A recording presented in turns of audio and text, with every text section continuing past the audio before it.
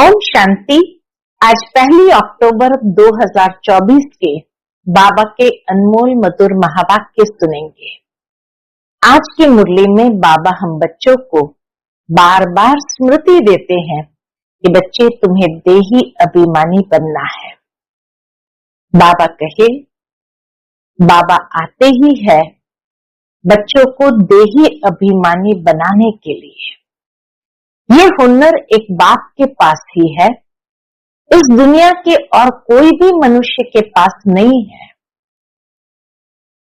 मनुष्य एक दूसरे को देह अभिमान में ही ले आता है। बाबा कहे, जितना तुम देही अभिमानी बनने की प्रैक्टिस करोगे उतना तुम पुण्य आत्मा बनते जाओगे।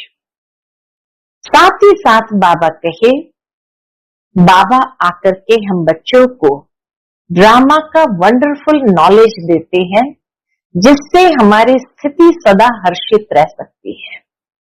क्योंकि बाबा कहे, तुम बच्चे जानते हो कि हर आत्मा का पार्ट इस ड्रामा में अपना अपना है और हर एक आत्मा अपना एक्यूरेट पार्ट बजा रही है, तो कभी किसी को दोष नहीं दे सकते हैं। ये समझना है कि ये आत्मा भी इस वक्त अपना पार्ट एक्यूरेट बजा रही है। तो इसलिए तुम बच्चे किसी के भी पार्ट को देखते हुए नाराज नहीं हो सकते हो, लेकिन जानते हुए समझते हुए सदा प्रसन्नचित्त रहते हो। तो सुनते हैं आज के बाबा के अनमोल मधुर महावाक्य। ओम शांति। मीठे बच्चे, देही अभिमानी बनने की प्रैक्टिस करो। इस प्रैक्टिस से ही तुम पुण्य आत्मा बन सकेंगे। आज की मुरली से प्रश्न है।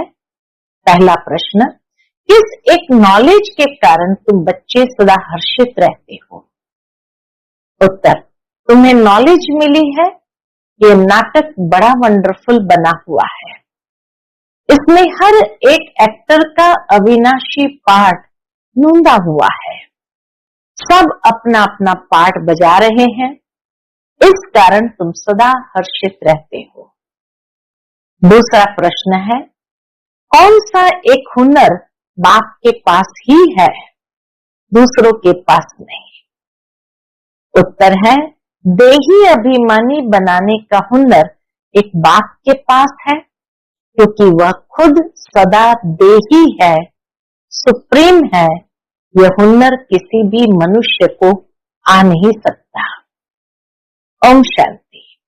रूहानी बच्चों अर्थात आत्माओं प्रति बाप बैठ समझाते हैं। अपने को आत्मा तो समझना है ना। बाप ने बच्चों को समझाया है, पहले पहले ये प्रैक्टिस करो कि हम आत्मा है, न कि शरीर। जब अपने को आत्मा समझेंगे तभी परमपिता को याद करेंगे। अपने को आत्मा नहीं समझेंगे तो फिर जरूर लौकिक संबंधी धंधा आदि ही याद आता रहेगा। इसलिए पहले पहले तो ये प्रैक्टिस होनी चाहिए। कौन सी? मैं आत्मा हूं, तो फिर रूहानी बाप की याद ठहरेगी। बाप ये शिक्षा देते हैं कि अपने को देह नहीं समझो। यह ज्ञान बाप एक ही बार सारे कल्प में देते हैं। ये ज्ञान बाबा एक ही बार आकर सारे कल्प में देते हैं। फिर 5000 वर्ष बाद ये समझानी मिलेगी। एकदम 5000 साल के बाद फिर से जब बाबा आएंगे तब ये समझानी मिलेगी। कौन सी? अपने को आत्मा समझेंगे तो बाप भी याद आएगा। आधा कल्प तुमने अपने को देह समझा है, अब अपने को आत्मा समझना है। जैसे तुम आत्मा हो, मैं भी आत्मा ही हूं।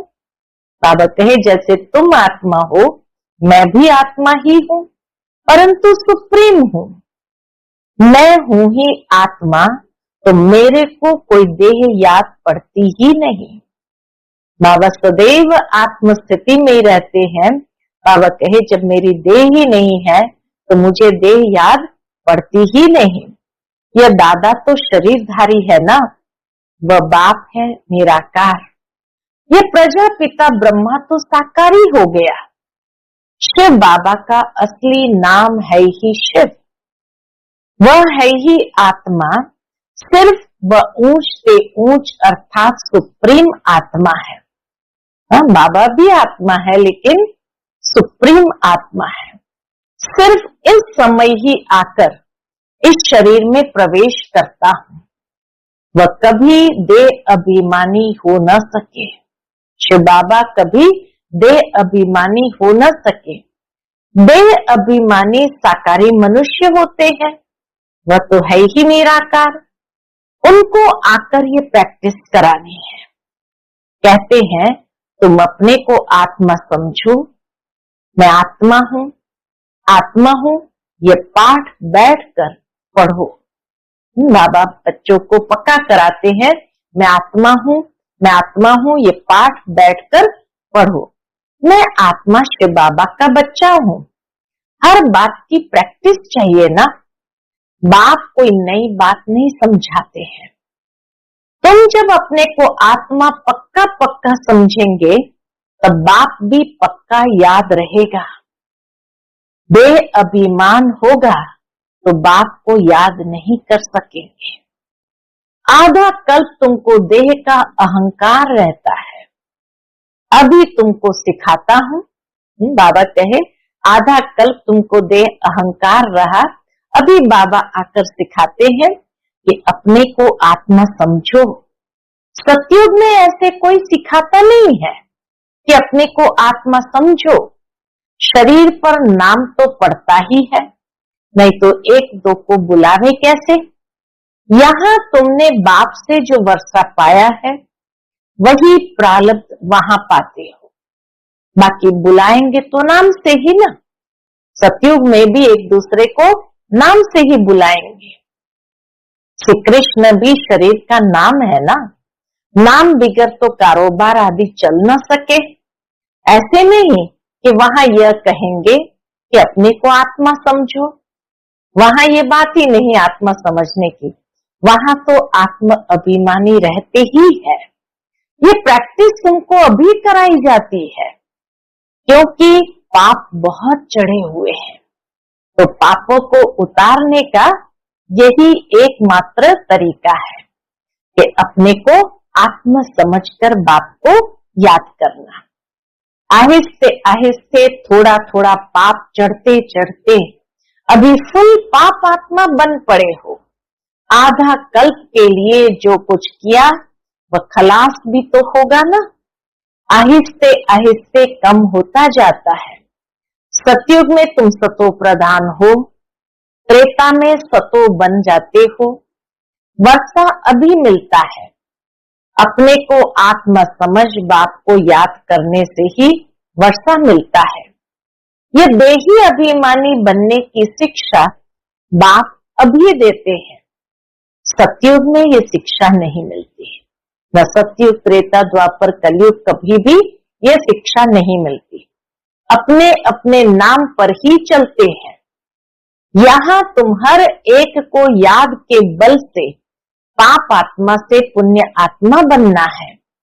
सतयुग में इसी शिक्षा की दरकार ही नहीं। न तुम यह शिक्षा वहां ले जाते हो, वहां न यह ज्ञान न योग ले जाते हैं। बाबा कहे सिर्फ संस्कार ले जाते। तुमको पतित से पावन अभी ही बनना है। फिर आहिस्ते आहिस्ते कला कम होती है।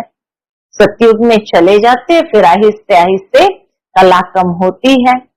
जैसे चंद्रमा की कला कम होते होते लीक जाकर रहती है, एकदम लकीर जाकर के रहती है। तो इसमें मूंझो नहीं। कुछ भी ना समझो तो पूछो। कितना बाबा ओपन है कि अगर कुछ भी समझ में नहीं आए तो बच्चे जरूर पूछो। पहले तो ये पक्का निश्चय करो। कौन सा? कि हम आत्मा है। बार बार बाबा आत्म स्मृति का पाठ पक्का कराते हैं।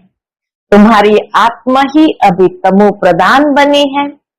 पहले सतो प्रधान थी, फिर दिन प्रतिदिन कला कम होती जाती है।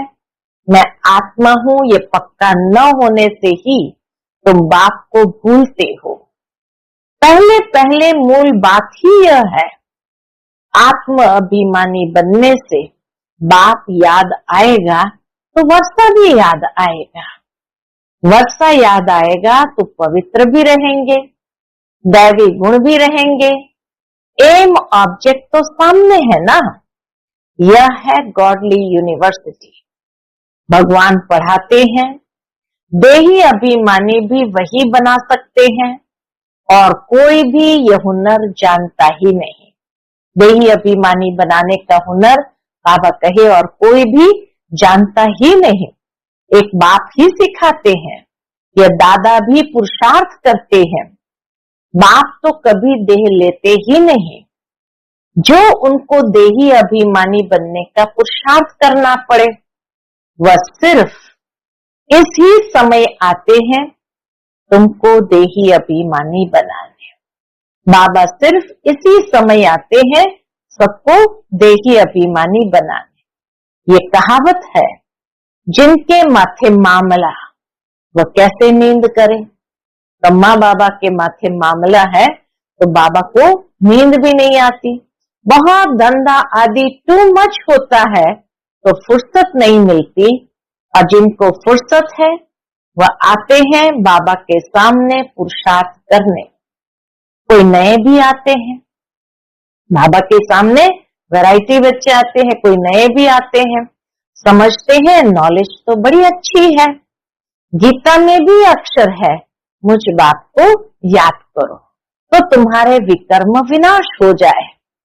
तो बाप ये समझाते हैं, बाप कोई को दोष नहीं देते हैं, यह तो जानते हैं तुमको पावन से पतित बनना ही है और हमको आकर पतित से पावन बनाना ही है।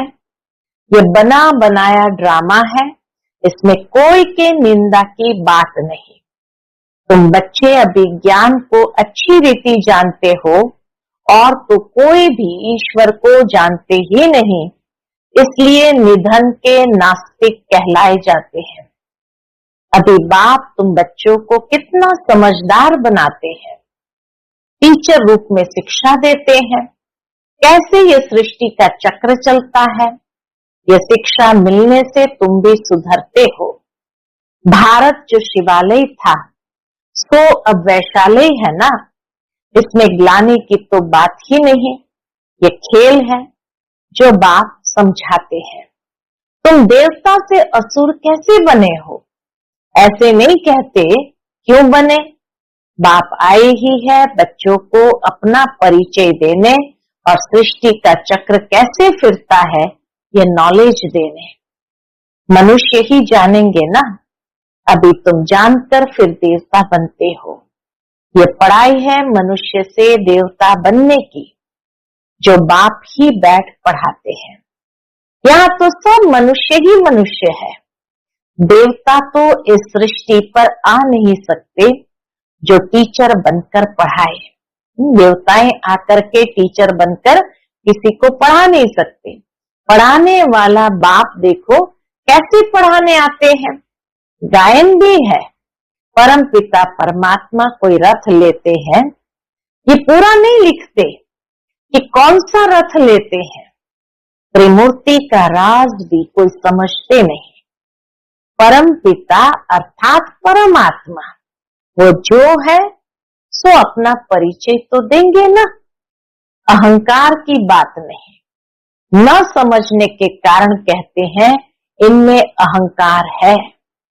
ये ब्रह्मा तो कहते नहीं कि मैं परमात्मा हूं, ये तो समझ की बात है, ये तो बाप के महावाक्य है।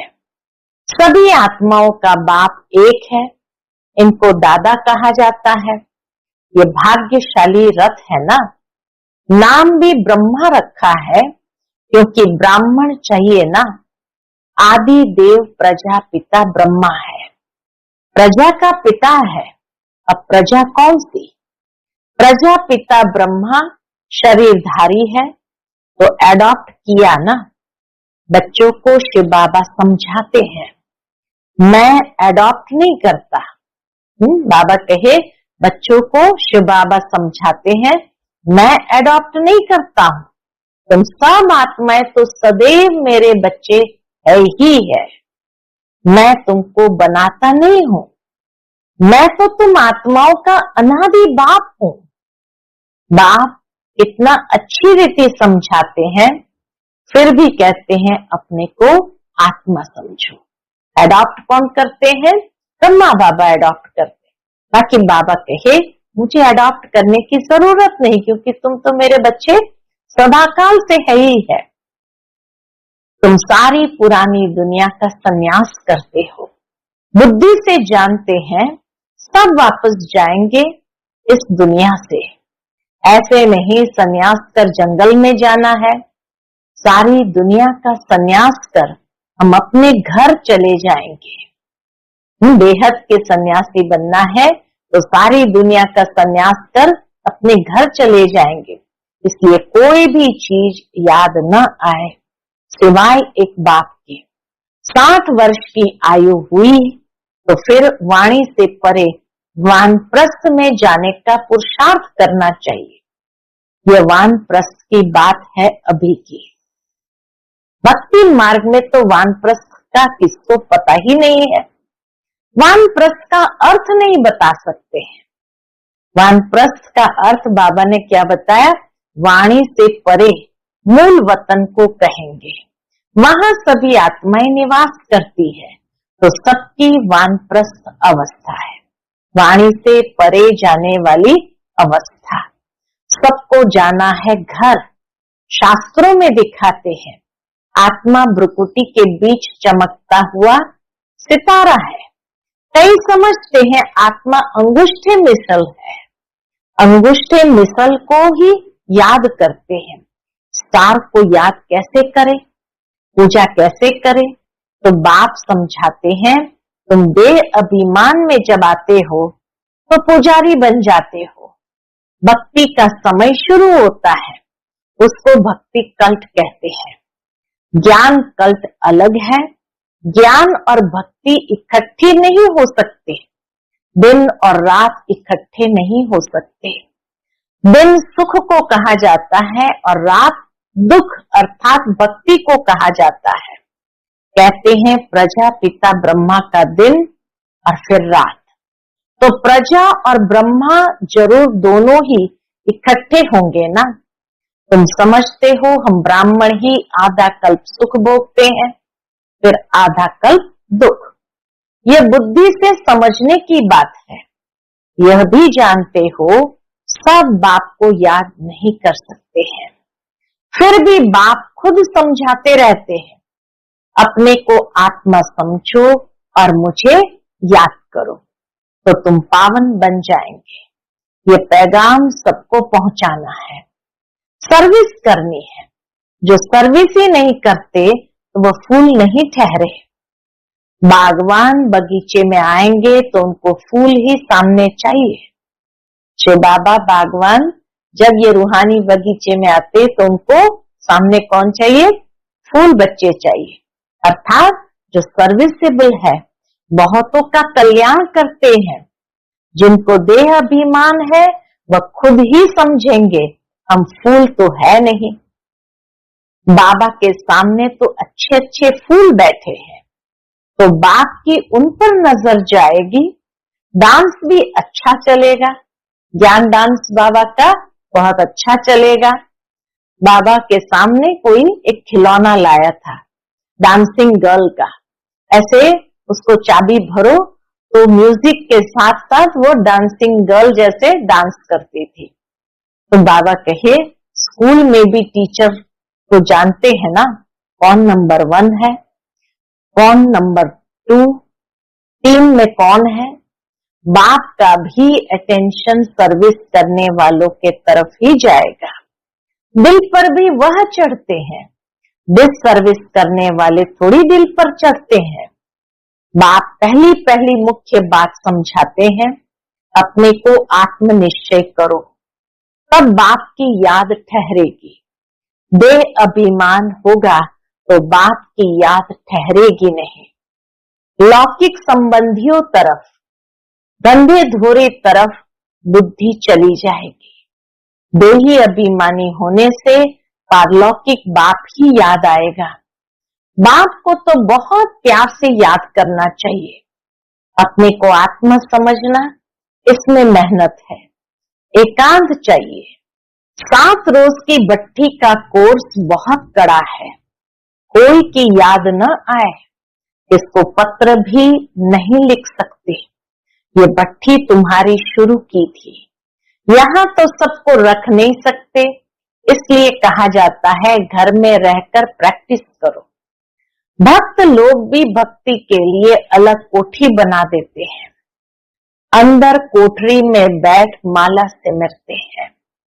तो इस याद की यात्रा में भी एकांत चाहिए। बाबा कहे एकांत बहुत जरूरी है। एक बाप को ही याद करना है, इसमें कुछ जबान चलाने की भी बात नहीं है।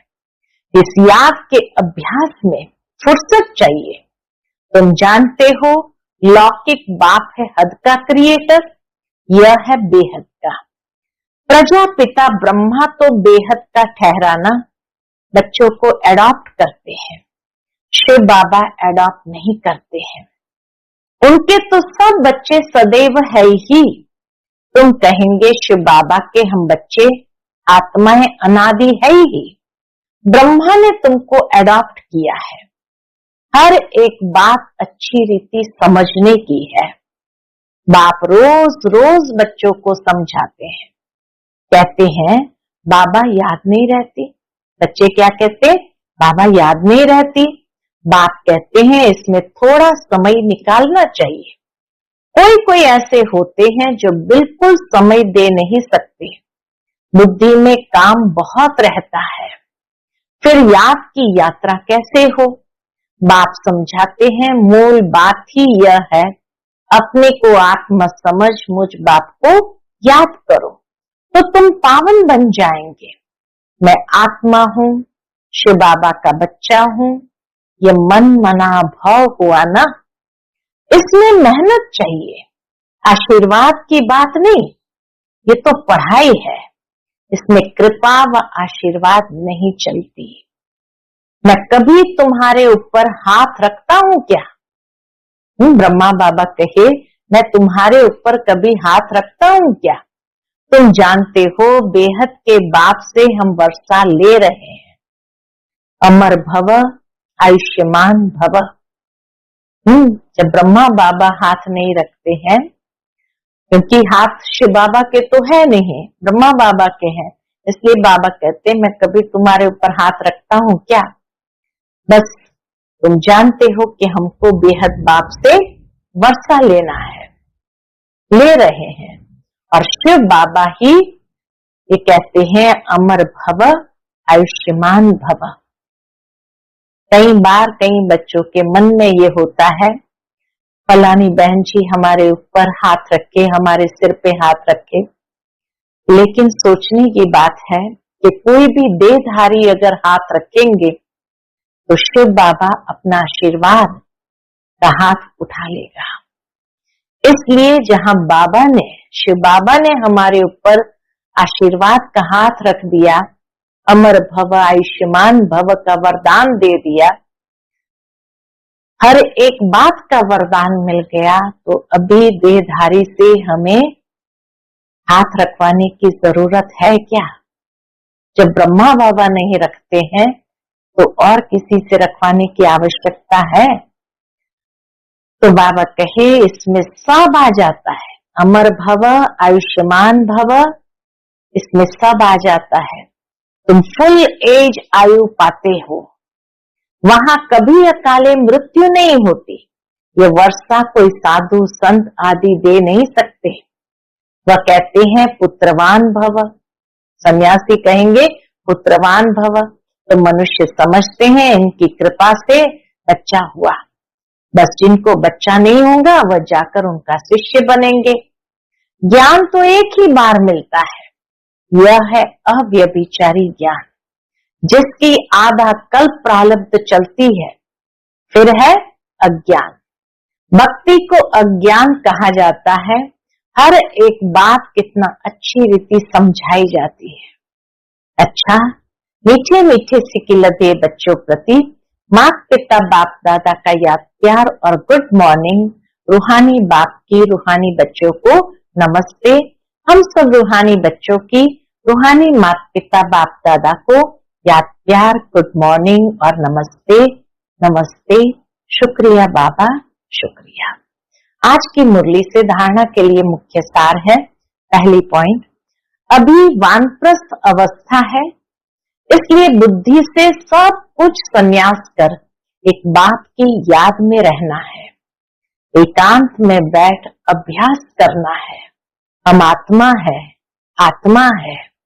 बाबा कहे यही अभ्यास हमें वानप्रस्थ बनाता है।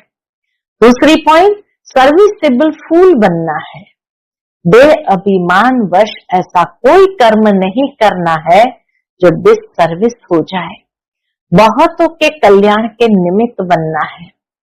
थोड़ा समय याद के लिए अवश्य निकालना है। आज का बाप दादा का मधुर वरदान हम बच्चों के प्रति है। परमात्मा ज्ञान की नवीनता, पवित्रता को धारण करने वाले सर्व लगाव से मुक्त भव। परमात्मा ज्ञान की नवीनता, पवित्रता को धारण करने वाले सर्व लगाव से मुक्त भव। इस परमात्मा ज्ञान की नवीनता ही पवित्रता है। फलक से कहते हो कि आग कपूस इकट्ठे रहते भी आग नहीं लग सकती। विश्व को आप सबकी यह चैलेंज है कि पवित्रता के बिना योगी व ज्ञानी तो आत्मा नहीं बन सकते।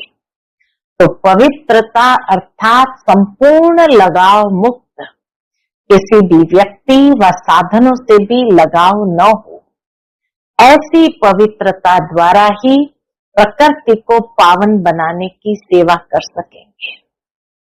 आज का स्लोगन है, पवित्रता आपके जीवन का मुख्य फाउंडेशन है। धरत पर ये धर्म न छोड़िए। पवित्रता आपके जीवन का मुख्य फाउंडेशन है। धरत पर ये धर्म न छोड़िए। अच्छा, ओम शांति।